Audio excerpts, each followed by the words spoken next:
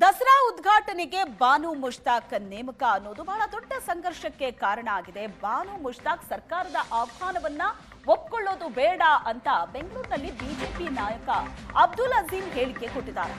ಬಾನು ಮುಷ್ತಾಕ್ರಿಂದ ದಸರಾ ಉದ್ಘಾಟನೆ ವಿಚಾರ, ಬಾನು ಮುಷ್ತಾಕ್ ಸರ್ಕಾರದ ಆಹ್ವಾನವನ್ನ ಒಪ್ಪಿಕೊಳ್ಳೋದು ಬೇಡ ಅಂತ ಬಿಜೆಪಿ ನಾಯಕ ಅಬ್ದುಲ್ ಅಜೀಂ ಹೇಳಿಕೆ ಕೊಟ್ಟಿದ್ದಾರೆ. ಹಿಂದೂಗಳ ಹಬ್ಬವನ್ನ ಹಿಂದೂಗಳೇ ಉದ್ಘಾಟಿಸಬೇಕು, ಉದ್ಘಾಟನೆಗೆ ಹೋದ್ರೆ ಹಿಂದೂ ಧಾರ್ಮಿಕ ವಿಚಾರಕ್ಕೆ ಧಕ್ಕೆ ಆದಂತೆ, ಹಿಂದೂ ಮುಸ್ಲಿಂ ಸೌಹಾರ್ದತೆ ಹಾಳಾಗತ್ತೆ ಅಂತ ಅಬ್ದುಲ್ ಅಜೀಂ ಹೇಳಿಕೆ ಕೊಟ್ಟಿದ್ದಾರೆ. ದೇಶ ಪ್ರೇಮಿ ಹಿಂದೂಗಳಿಂದ ದಸರಾ ಉದ್ಘಾಟನೆ ಮಾಡಿಸಿ, ಇಲ್ಲದಿದ್ರೆ ಪ್ರವಾದಿ ಮೊಹಮ್ಮದರ ಬೋಧನೆಗೆ ಧಕ್ಕೆ ಆಗತ್ತೆ. ಬೆಂಗಳೂರಿನಲ್ಲಿ ಮಾಜಿ ಎಂಎಲ್ಸಿ ಅಬ್ದುಲ್ ಅಜೀಂ ಕೊಟ್ಟಂತ ಹೇಳಿಕೆ ಇದು. ಬಾನು ಮುಷ್ತಾಕ್ ದಸರಾ ಉದ್ಘಾಟನೆಯ ಬಗ್ಗೆ ಸಾಕಷ್ಟು ಪರ ವಿರೋಧದ ಚರ್ಚೆಗಳಾಗ್ತಾ ಇದೆ. ಅದರಲ್ಲಿ ಅಬ್ದುಲ್ ಅಜೀಂ ಅವರು ಹೇಳಿಕೆ ಕೊಟ್ಟಿರೋದು,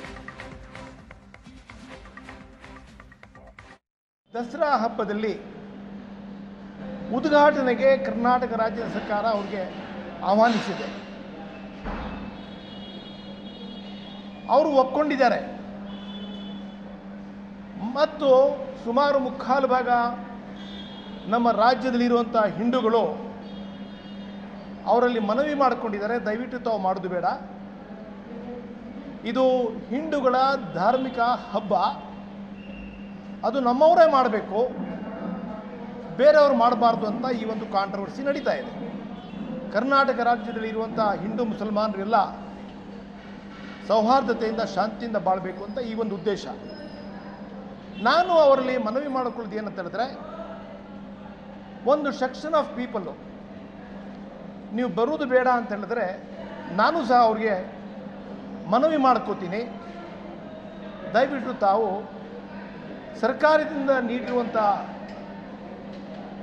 ಇನ್ವಿಟೇಷನ್ನು ಒಪ್ಕೊಳ್ಳೋಕ್ಕೆ ಹೋಗಬೇಡಿ. 50% ಇರಲಿ ಏನೇ ಇರಲಿ, ಅವ್ರು ಹೇಳಿದಾಗ ನಾವು ಹೋಗೋದು ಬೇಡ. ಒಂದು ಪಕ್ಷ ಹೋದರೆ ಇದು ಹಿಂದೂಗಳ ಧಾರ್ಮಿಕ ವಿಚಾರದಲ್ಲಿ ಧಕ್ಕೆ ಉಂಟಾಗುತ್ತೆ, ಇದರ ಬಗ್ಗೆ ಕಾಂಟ್ರವರ್ಸಿ ಸ್ಟಾರ್ಟ್ ಆಗುತ್ತೆ, ಹಿಂದೂ ಮುಸಲ್ಮಾನರುಗಳ ಮಧ್ಯೆ ಒಂದು ಅಡ್ಗೋಡೆ ಕಟ್ಟದಂಗೆ ಆಗುತ್ತೆ. ದಸರಾ ಹಬ್ಬದಲ್ಲಿ